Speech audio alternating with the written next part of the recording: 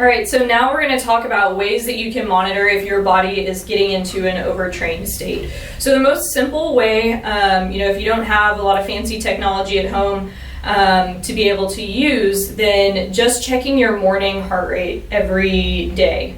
So getting a baseline. So a lot of times we tend to have an idea of what our resting heart rate is.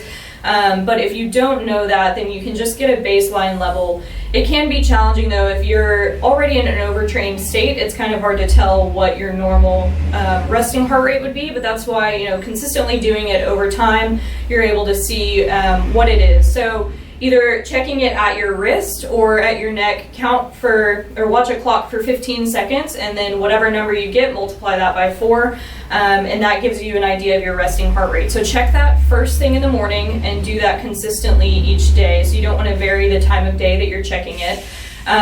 So by doing that, and you can keep a little log next to your bed of the numbers that you get. So if your number is raised by 7 to 10 beats per minute, or more, chances are, again, you might be in an overtrained state.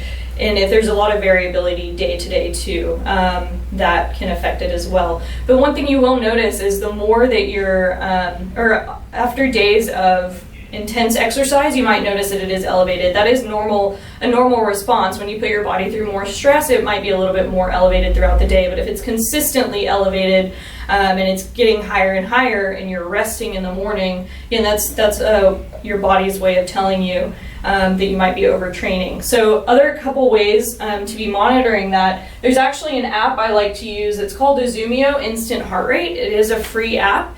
It actually uses your smartphone's camera light to measure your heart rate. I actually did research on this when I was in school, and so it is actually comparable to using like a chest strap heart rate monitor.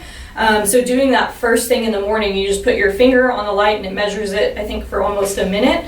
And then from there, it also is able to keep the log for you. So you're not having to write it down, and it's a little bit more accurate, and you're able to kind of track that over time. And you can also put little notes on it of, like, I didn't sleep well last night, or it's the morning, or, little notes so you remember kind of, if you see that it's elevated, you can kind of track what's going on with that as well. So it's another way to keep track of your heart rate in the morning. If you want to get really fancy and nerdy about it, HRV for training is another app, and that actually measures heart rate variability, which is a little bit different than heart rate, just measuring your resting heart rate. I'm not going to get into the nitty-gritty details of that, but this app is great in breaking down what heart rate variability actually means. But basically, when your heart beats, there's actually a little bit of variation, like within the milliseconds. And so it measures that variation, which changes from day to day based on how your nervous system is doing.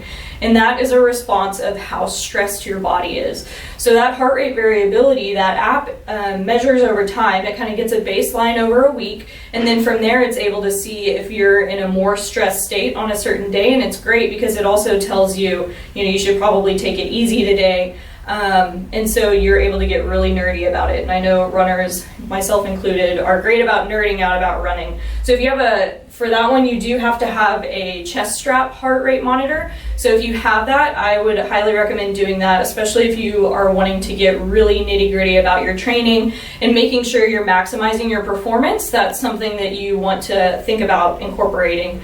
Another thing too, and just kind of like a subjective scale day to day, thinking about your motivation level and how tired you feel for the day. So give yourself like a 1 to 10 scale, and again, you can do this, write a little log next to your bed and put, how motivated are you to get out and go run that day. So if you're feeling like a 1, like you literally have to drag me to get out the door to go run. So in that 1 to 3 range, you probably shouldn't train, or take it really, really easy and go for a super slow, easy jog, or maybe go for a bike ride.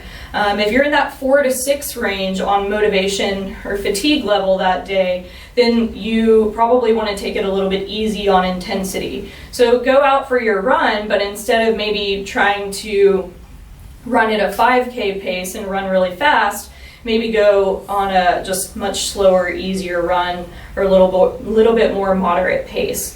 But if you're at that kind of 7 to 10 of motivation, like I could run to the North Pole and back today, then go for it and go at that full intensity, because then that's your body's way of telling you that you're ready, the motivation is there, and you're more likely to do a lot better if you're pushing yourself a little bit harder on those runs. So those are some ways to monitor how you're responding to exercise. So if you don't have any equipment at home, you can just use your fingers, measure your morning heart rate. If you have a chest strap, you could use apps to measure that way as well. For just getting your morning heart rate, there's the app Azumio Instant Heart Rate for getting your resting heart rate in the morning, and then the heart rate variability that you do need a chest strap for.